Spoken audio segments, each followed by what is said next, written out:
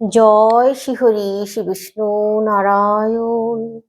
আজকের বিষয় খুব সুন্দর, গুরুত্বপূর্ণ বিষয়। সামনেই আসছে শিব চতুর্দশী, মহাশিবরাত্রি। এই দিন আপনারা বেল গাছের কাছে যদি প্রার্থনা করতে পারেন, তাহলে আপনাদের জীবনের মনস্কামনা পূরণ হবে। আর এই যে বেল গাছ যাদের বাড়িতে আছে বা বেল গাছ বাড়িতে থাকলে কি হয়, আপনাদেরকে প্রথমে একটু বলি। দেখুন, অনেকেই ভয় দেখায় যে বেল গাছ বাড়িতে রাখতে নেই, বেল গাছ বাড়িতে থাকলে ব্রহ্মদত্তী থাকে তাতে, আর গৃহে অবনতি হয়। কিন্তু এটা সম্পূর্ণ ভুল কথা, এটা মিথ্যা ভয়। ভয় পাবেন না। যাদের বাড়িতে বেল গাছ থাকে, মানে আমি যে বেল গাছটার কথা বলছি, বেল গাছ দু রকমের হয়। একটা মানে সেই টক বেল, কয়েদ বেল বলে, আর একটা শরবতী বেল। আমি এই শরবতী বেলের কথা বলছি, যে বেল মহাদেবকে অর্পণ করা হয়, যে বেল গাছের পাতা মহাদেবকে চাপানো হয়, আমি সেই বেল গাছের কথা বলছি। তো এই বেল গাছ যদি বাড়িতে থাকে, তাহলে জানবেন আপনার ঘরে প্রহরী মহাদেব নিজেই। আপনাকে সর্ববিপদ থেকে মহাদেব সদা সর্বদা রক্ষা করছেন, এটুকু জানবেন। এই যে বেল গাছের পাতা ত্রিদল, তিনটে পাতা যুক্ত, তাই ত্রিদল বলা হয়। এই বেল গাছের তিনটে পাতায় কারা থাকে জানেন? ব্রহ্মা, বিষ্ণু, মহেশ। বেল পাতার তিনটে পাতায়, মানে এই দুদিকের দুটো পাতায় ব্রহ্মা বিষ্ণু, আর মাঝের পাতায় থাকেন মহেশ, স্বয়ং শিব। তাই বেল গাছ যদি বাড়িতে থাকে, কেটে ফেলে দিতে নেই। আর যদিও আপনার অসুবিধা করে বেল গাছ, তাহলে অবশ্যই বেল গাছের পুজো করার পর ব্রাহ্মণের থেকে অনুমতি নিয়ে ব্রাহ্মণকে দিয়েই বেল গাছ কাটাবেন। তাকে দক্ষিণা দেবেন, টাকা দেবেন, দিয়ে কাটাবেন। তিনি যদি অনুমতি দেন তবেই করবেন এই কাজ। এবার আপনাদেরকে বলি, বেল গাছ যদি বাড়িতে থাকে, আর বেল গাছের গোড়া যদি খুব ভালো করে পরিষ্কার রাখা যায়, প্রতিদিন সন্ধ্যায় যদি একটা ঘিয়ের প্রদীপ প্রজ্বলিত করা যায়, তাহলে নিঃসন্তানেরও সন্তান হয়। যিনি সন্তান ধারণ করতে পারছেন না, তিনি যদি, অথবা সন্তান ধারণ করছেন সন্তান থাকছে না, তাদের জন্য বলছি, তারা যদি নিজেদের বাড়িতে যদি বেলগাছ নাও থাকে, যেখানে বেলগাছ আছে সেই বেল গাছের গোড়ায় ঘিয়ের প্রদীপ সন্ধ্যার সময় জ্বালিয়ে দিতে হবে, আর বেল গাছের চারিদিকে প্রদক্ষিণ করতে হবে। কমপক্ষে আপনাকে শিবের মন্দির প্রদক্ষিণ করার নিয়ম আছে, কিন্তু বেল গাছ আপনি 7 বার 5 বার প্রদক্ষিণ করতে পারেন। কিন্তু শিবের মন্দিরে গিয়ে কখনোই 3 বার বা 5 বার 7 বার প্রদক্ষিণ করবেন না। মন্দিরে গিয়ে হাফ প্রদক্ষিণ করবেন। বেল গাছে সন্ধ্যার সময় প্রদীপ জ্বালিয়ে দিয়ে ভালো করে বাবু হয়ে বসে যদি ওম নমঃ শিবায় 108 বার জপ করতে পারেন, তাহলে মহাদেবের কৃপায় আশীর্বাদে সন্তান লাভ হবেই হবে। এবার আপনাদেরকে বলি, বেল গাছের কাছে যদি প্রতিদিন সন্ধ্যায় বা সকালে গঙ্গা জল, সন্ধ্যার সময় জল না, সকালে গঙ্গা জল, তামার ঘটিতে করে গঙ্গা জল প্রতি সোমবার, প্রতিদিনও করার দরকার নেই, প্রতি সোমবার যাদের গৃহে বেলগাছ আছে বা যাদের অর্থনৈতিক কষ্ট চলছে ভীষণ, তারা এই কাজ করবেন। দেখুন, বেল গাছে স্বয়ং মহাদেব কেন, সমস্ত দেবদেবীরা এই বেল গাছে বাস করেন।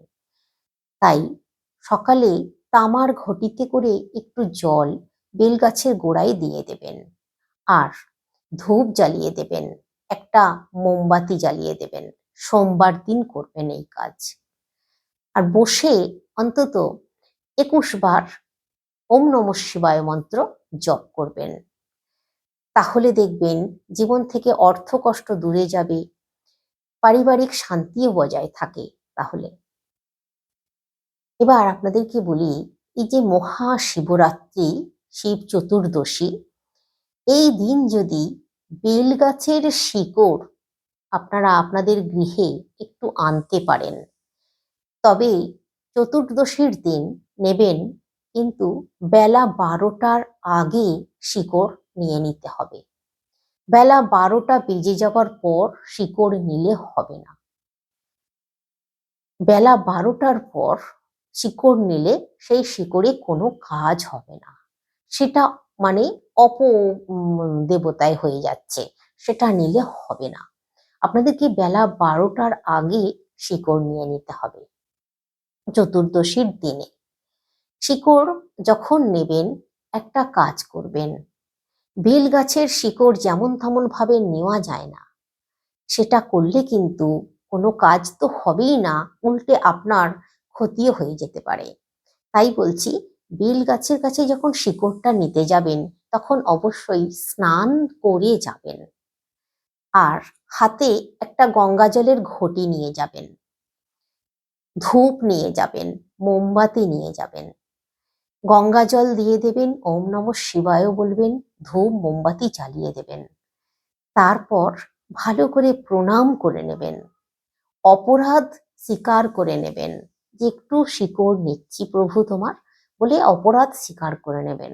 তারপর একটুখানি শিকড় নিয়ে নিন, অনেক নেবার কোনো দরকার নেই, একটুখানি নিয়ে নিন, আর তাহলেই হবে। সামান্য একটু শিকড় আপনারা নিয়ে নেবেন, 2 ইঞ্চি অথবা 2.5 ইঞ্চি নেবেন, তার বেশি নয়। ওই শিকড়টা নিয়ে আসবেন বাড়িতে, নিয়ে এসে তামার পাত্রেই রাখুন। তামা হচ্ছে মহাদেবের খুব প্রিয় জিনিস, ধাতু। তাই তামার পাত্রে ওই শিকড়টা রাখবেন, গঙ্গা জল দিয়ে ভিজিয়ে রাখবেন শিকড়টা। এবার তো পরে নিলেই হবে না, বা রেখে দিলেই এমনি এমনি হবে না, আপনাদেরকে ওই শিকড়টা নিয়ে মন্দিরে যেতে হবে, আর এই কাজটা সন্ধ্যার সময় করতে হবে। চতুর্দশী পেয়ে যাবার পর সন্ধ্যার সময় কাজটা করতে হবে। ওই শিকড়টা একটা সাদা শালু কাপড়ে জড়িয়ে নেবেন, জড়িয়ে নিয়ে মন্দিরে নিয়ে যাবেন সন্ধ্যার সময়। মন্দিরে নিয়ে গিয়ে ঠাকুর মশাই যদি থাকেন, তাহলে মহাদেবের মানে মহাদেবের মন্দিরে, শিব মন্দিরে যেতে হবে। শিব মন্দিরে নিয়ে গিয়ে আপনি ঠাকুর মশাইকে বলুন যে এই শিকড়টা মহাদেবের চরণে রাখতে। চরণে মানে ধরুন শিবলিঙ্গ আছে, তো শিবলিঙ্গে শিকড়টা রাখতে হবে। তারপর যেমন ভাবে পুজো অর্চনা করেন করে নেবেন, মহাদেবের মাথায় জল দেবেন অবশ্যই, কিন্তু ব্রত উপবাস করতে হবে না। এই কাজটা করার জন্য আপনি শুধু এই কাজটুকু করুন। জল নিয়ে যাবেন, অবশ্যই দুধ গঙ্গা জল নিয়ে যেতে পারেন, অথবা পঞ্চামৃত তৈরি করে নিয়ে যেতে পারেন। ঘি, মধু, দুধ, দই, চিনি একসঙ্গে মিশিয়ে নিয়ে আপনারা যেতে পারেন মন্দিরে। একটা ফল অবশ্যই নিয়ে যাবেন, সেটা বেল নিয়ে যাবেন, নিয়ে গিয়ে ভোলেনাথের মাথায় চাপিয়ে দেবেন, আর ওই জল ভোলেনাথের মাথায় ঢেলে দেবেন। অবশ্যই বেল পাতাও নিয়ে যাবেন। এখানে আপনাদেরকে বলে দিই, বেল পাতাও বেলা 12টা বেজে যাবার পর কখনো কোনোদিনও বেলপাতা ছিঁড়বেন না। সোমবার দিন বেলপাতা ছিঁড়বেন না। যদি এই শিবরাত্রির দিনটা সোমবার পড়ে যায় কখনো কোনো সময়, তাহলে সেই দিন বেলপাতা তুলবেন না, আগের দিনে তুলে রাখবেন বেলপাতা যা যা লাগবে। আর শিকড়ের যদি কাজ করেন শিকড়ও আগের দিন নিয়ে রাখুন, কিন্তু বেলা 12টার আগে নেবেন যখনই নেন। এবার ওই শিকড়টা আপনারা ঠাকুরমশাইকে বলবেন মহাদেবের কাছে রাখতে, মহাদেবের চরণে দিয়ে দিতে। তারপর ওখানে বসে ওম নমঃ শিবায় মন্ত্র জপ করবেন অবশ্যই কিন্তু। আর অবশ্যই নন্দী মহারাজের মাথাতেও একটু ওই জল দিয়ে দেবেন, ফুল বেল দিতে পারেন।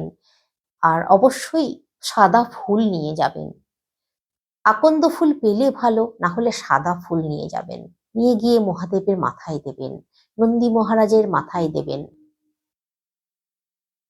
আর বসে ওম নমঃ শিবায় মন্ত্র অবশ্যই 108 বার জপ করবেন।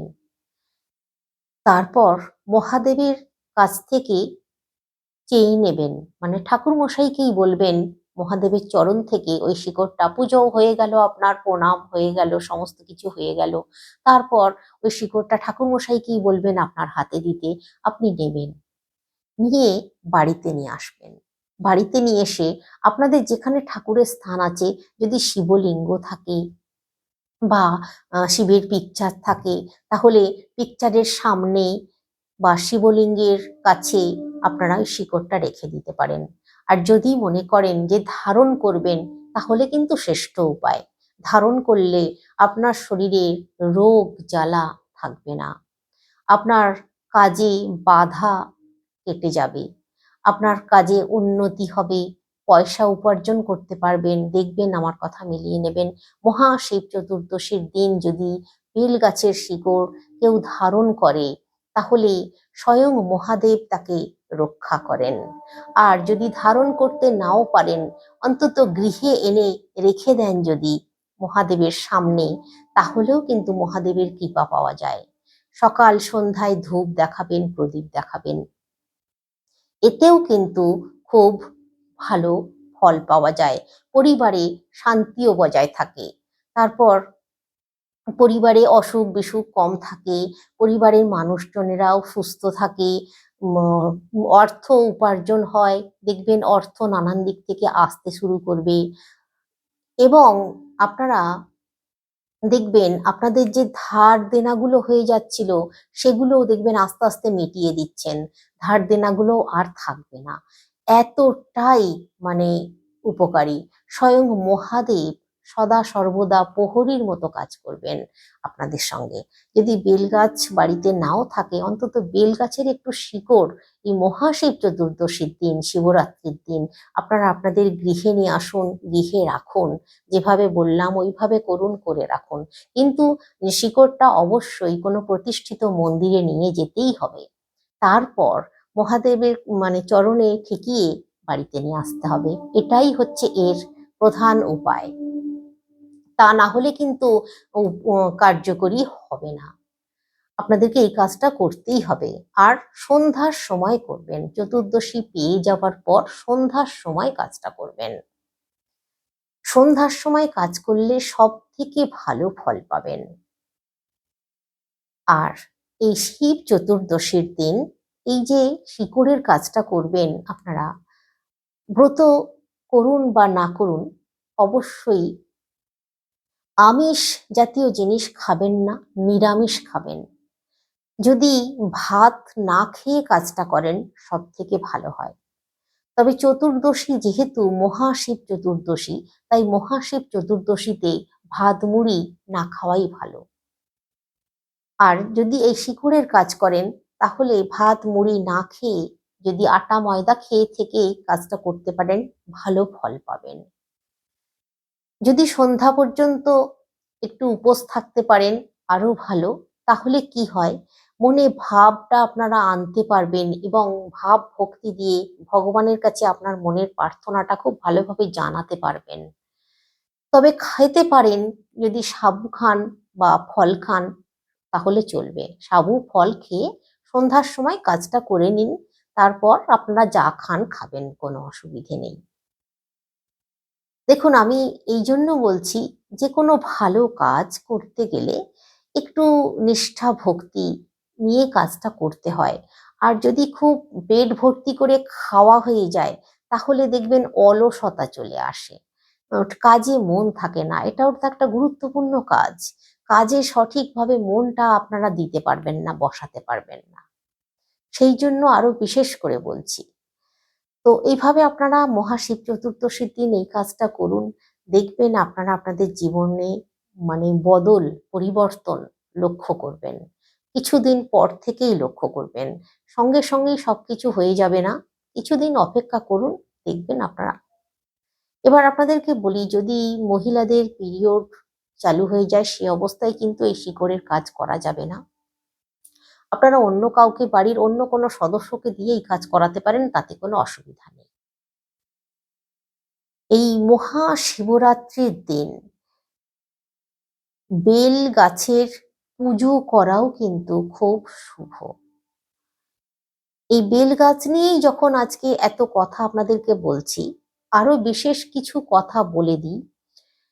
যদি মহাশিবরাত্রির দিন আপনারা 108টা বেলপাতা মালা তৈরি করেন, আর ওই মালা গঙ্গা জলে ধুয়ে আপনাদের পূর্ব দিকের দেওয়ালে অথবা উত্তর দিকের দেওয়ালে রেখে দিতে পারেন। যদি বাড়িতে শিবলিঙ্গ থাকে, তাহলে শিবলিঙ্গে আপনারা দিতে পারেন।